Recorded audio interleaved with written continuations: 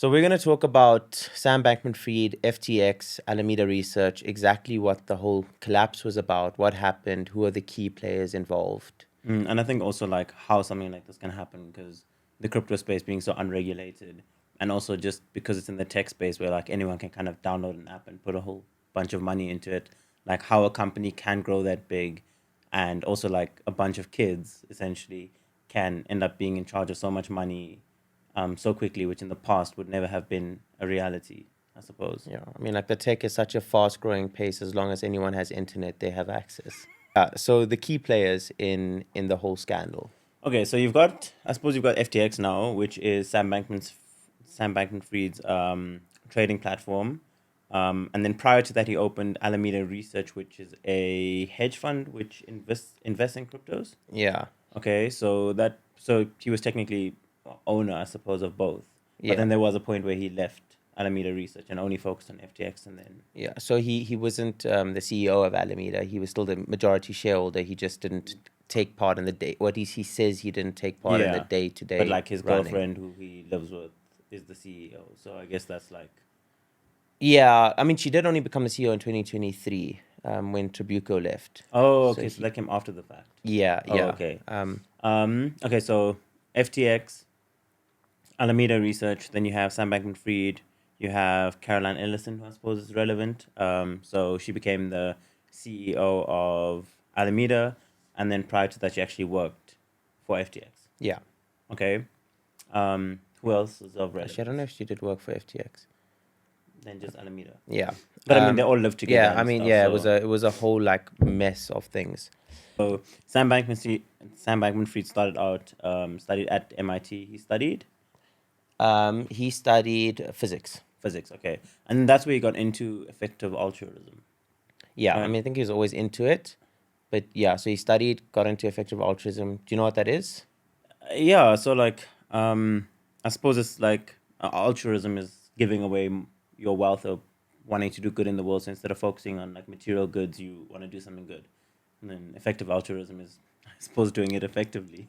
Maybe you can like So, explain that so a the bit better. idea is basically that instead of, or at least from what I understand, is instead of becoming a doctor and only having your time and being able to save a few people, become a billionaire.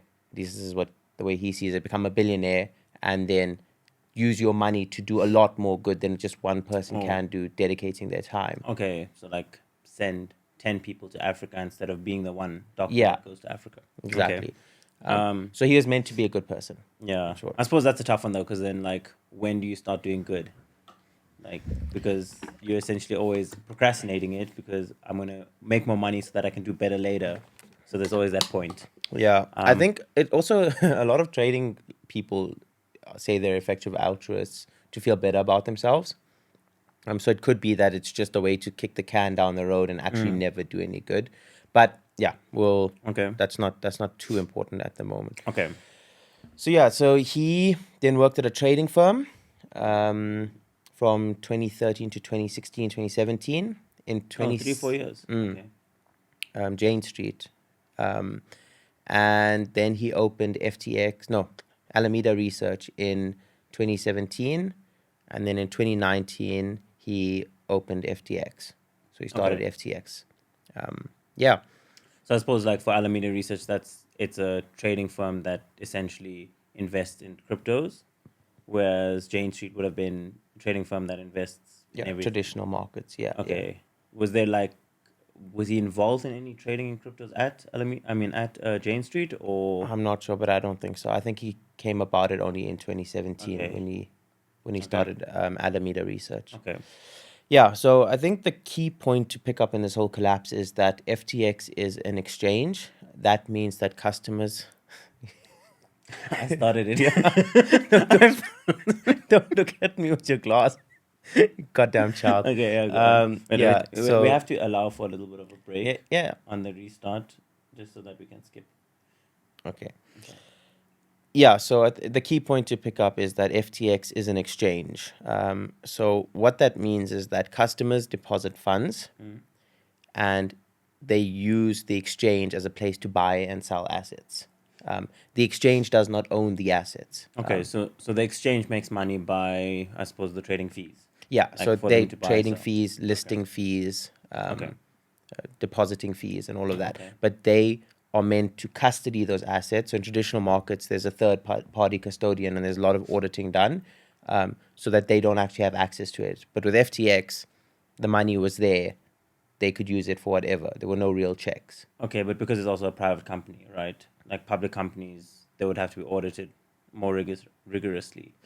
Yeah, I think one of the big things there is that, Sequoia Capital, these big VC names were investing in FTX. So you would expect their due diligence to have, Yeah, picked up on like also stuff. BlackRock, right? Like BlackRock also invested. Like surely when they're investing large sums of money, they've got some analyst going into it and checking it, and it's also, I suppose, it's traceable to some extent. Like even the FTT token, that was being traded between Alameda Research and FTX. So wouldn't there be some sort of like on-chain record of where it came out? Because like that's what Coinbase did, right? Like they checked who owns the FTT, if I'm not mistaken. Yeah. Um. Yeah, but that only came out like after there were a lot of crashes and Oh, stuff. okay.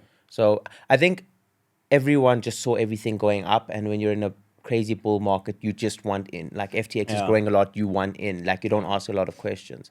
So Okay. that's probably what happened. Okay. So FTX, trading firm, essentially what they're supposed to do is just get customer funds and then keep it aside, allow them to trade and do their stuff and get a fee. So custody the assets, I suppose it's called. What they did is loaned that money to Alameda Research. Yeah. Alameda Research, a hedge fund.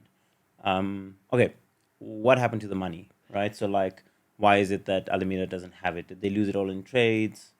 No, so Alameda, they took on debt to invest, right? So they would take on large sums of debt, and they were offering 15% return, saying there's no risk, right? So they took large amounts of debts to trade, From like banks and stuff, or from all types of debtors, okay, right? So they may have also gotten FTX customer funds at that point, but I'm not sure about that. okay, And they did leverage trading, right? So what leverage trading is, it's basically if it's 100x, if the share price goes up of something you invest in by 1%, you'll get 100%. okay. But then what that is you have to post collateral, because as the price goes down, you have to put more money back in, right? So Oh, there's like okay, margin calls. okay, So not like traditional shares, okay. when you invest and your money goes down, it's just the value of your assets going down. You don't have to put Yeah, yeah. anything Put in. more money in, but leverage trading you do. That makes sense. Why? Okay, so Alameda now took the money, did the leverage trading, but they actually got a lot of money when they were doing well. How bad, like, was the amount from when they were in there so much lower? Um, I mean, so the amount that they gained, was it so much less than how much it dropped later on, or were they No, just no, no. high invested, Yeah, or like, okay. That's like one thing, but the big thing is the Terra Luna collapse. So that happened between March and July 2023. So just Terra Luna is a stable coin that was very like pivotal in Do the whole Kwan, right? Do Yeah. Kwon, yeah, was very pivotal to the whole cryptocurrency ecosystem. So if that crashed, a lot of people invested, and a lot of things. It had like a knock-on effect. So that crashed, which caused the entire crypto market to crash. Now Alameda had a lot of investments that were leveraged and this and that, and those crashed, right? Now they got the margin calls, right? So their debtors were like, okay, you need to put, or the Okay. derivatives, you need to put more money in. The debtors were calling, saying that, look, the value's too down, we want our money back. Alameda, on their balance sheet as assets, they had posted collateral, which was FTT token, which is FTX's native token. Basically, it means Sam Bankman-Fried has a money printer at home, and he can print as many of those as Okay. possible. So 40% of their balance sheet was FTT token. Now, when they had to repay these debts, they obviously couldn't use this FTT token, because the second they started selling Oh, it, the price would drop. yeah, so when the debtors recall their debts, they couldn't use the FTT token, because if they started selling that, the market would crash because they owned the majority of it. So what they did was they used, Sam Bankman-Fried allowed them to use FTX customer funds to repay these amounts. And now this is literally $8 billion. Like that's the amount that they were having to repay. So they were allowed to take this money from FTX and basically pay back their creditors. Yeah. Okay, wild. All right. Okay, so now we're moving forward. How does all of the House of Cards come tumbling down? So now they've taken customer funds, they've invested it. I mean, they've given it to Alameda. Now I know Binance, CZ is quite involved in the crash. So what exactly happened now? Yeah. So then on the 2nd of November, CoinDesk released a report saying that Alameda has 40%, 40% of their balance sheet is FTT token. Then 4 days later, on the 6th, CZ, who is the founder of Binance, the biggest exchange in the world, he says that he's going to sell all of his FTT tokens, which was $550 million worth, approximately. Now, obviously, if someone like that comes and says, I'm selling, everyone's going to want to sell, and that thing is going to crash. So that's essentially what happened. It crashed. Now, this FTT token was still the margin, it was still the collateral on Alameda, right? So when it crashed 72%, all of a sudden the collateral was worth nothing. So now they had to repay even more. And that's kind of when everyone started wanting to withdraw their money from FTX. And FTX didn't have the money because they've already given it to Alameda before. And they had to stop withdrawals. So that's when everyone knew, okay, some shit is going down. They just stopped us from taking out our money. Yeah. So that happened, I think, on the 9th of November. Okay. Now come to present day. All of this has come to light. Came out later, I suppose. Now he just went to court, Yeah. trialed, found guilty of 7 counts of from money laundering to what was it? Money laundering and a few other things. Oh, 7 charges. Yeah. Like Yeah, and commingling of then up customer to like 100 and funds. something years in prison awaiting sentencing. What is the relationship to what happened now? So like isolated being Sam Bankman-Fried and FTX and the general like crypto environment.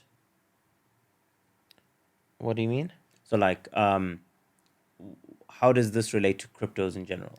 Oh, so I think the first important thing to note is that this is not a crypto failure. Like Bitcoin did not fail, Ethereum did not fail. This is a centralized exchange, which is what the point of crypto is trying to get away from, what the industry is trying to get away from. That failed. So there's decentralized exchanges where this can't happen, but essentially it's isolated from crypto. This could have happened in any traditional exchange. It just, there were no controls in place, no auditing, no checking, which allowed it to be possible because everyone just thought it's going to the moon. It was just a hype. It happened. Like, I mean, they got to a $32 billion valuation and they started in 2019. Like, really think about how can a company grow that big in the space of 3 years, 3 or 4 years. Yeah. Okay. So I think that's pretty much it. Yeah. I feel really bad for the people who lost a lot of money. Yeah. Yeah, The that's not fair to lawyers, them, yeah. the lawyers are gonna kill I it. heard about those lawyer fees. Yeah, like they really they're charging, I believe some of the law firms they're charging hourly rates of an executive fee, so like a higher up of the law firm where like the bulk of the work I assume will be given to like lower down employees, but they're charging the maximum capacity for everything. Suppose Yeah, because they can, like they'll just take the money and whatever eventually is left over will to some sense to the dollar go to yeah. They're not even charging junior fees. I think like like senior. clerks. They're saying Yeah. every single person on this job has to be, and I think in 3 months they already charged $200 million or Sure. something. That's a lot. Yeah, that's not cool. That's not nice.